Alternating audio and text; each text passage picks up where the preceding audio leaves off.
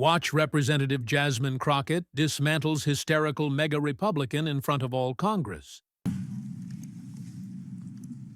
Chair now recognizes this gentleman from Texas, Mr. Hunt. Thank you, Mr. Chairman. Under the Biden administration, the United States was flooded with tens of millions of illegal immigrants that used dozens of visa programs to finesse their way into our great nation. In response to this invasion, President Trump signed an executive order simply returning immigration law back to the standards of July 19, 2021, which restores and enhances all screening of foreign nationals, especially those who are considered to be a high risk to this country.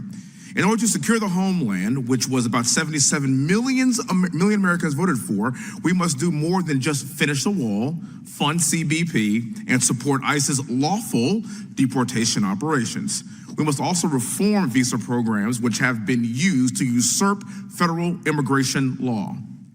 We were told post 9/11 that we were going to fight in Afghanistan and that we had to fight in Iraq. And why? Because if we didn't fight the enemy there, then we're going to have to fight them here in our own country now. And now, because of the failures of the Democrat Party's policies, they are now in our homeland. And how do we know? Because 382 citizens who are matches on the terror watch list were encountered at the southern border, and 99 of those were released into the United States from 2001 through 2023. Unacceptable. The Democrat Party under Joe Biden and Kamala Harris, Alejandro Mayorkas, and numerous other dark money groups and NGOs made it their mission to flood this country with tens of millions of unvetted immigrants and people who wish to do us harm. Terrorists like Egyptian national Mohammed Sabri Solomon, who used a homemade flamethrower and Molotov cocktails in Boulder, Colorado to attack pro-Israel demonstrators who were advocating for the release of hostages.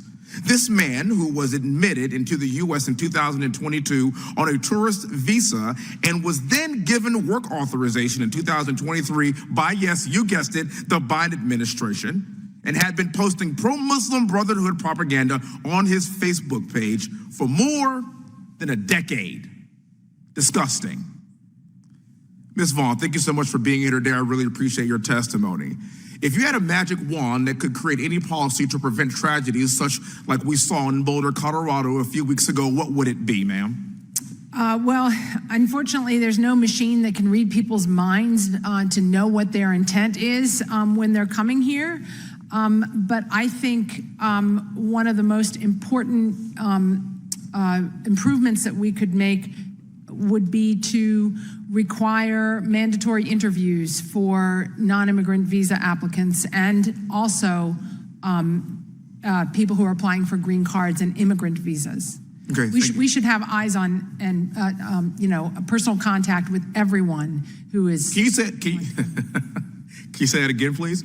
We should have personal contact with every single visa holder of every single individual that wants to enter this country. Am I right or wrong? Right, at a minimum for their first application. Some renewals are not high risk once you can examine their travel history, but every new applicant, with very few exceptions, should have a personal interview.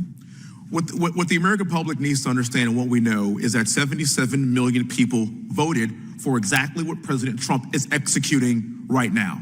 The faux outrage from the left continues to ignore the damage that has been done to our country and people that are literally maiming our fellow Americans while we have done nothing and we stood by idly. We are now acting and behaving in a way that enforces the law. This is not xenophobia.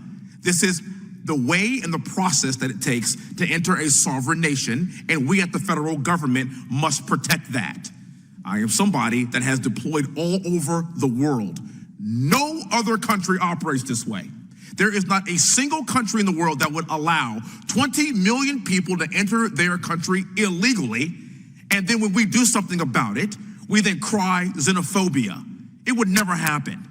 When I was stationed in Saudi Arabia, you had to have a diplomatic passport just to enter Saudi Arabian airspace. So the idea that we should at least speak to every single person that wants to enter our country is a novel idea because everybody else does it. Thank you so much for your time. Thank you for being here. Mr. Chairman, I yield back the remainder of my time.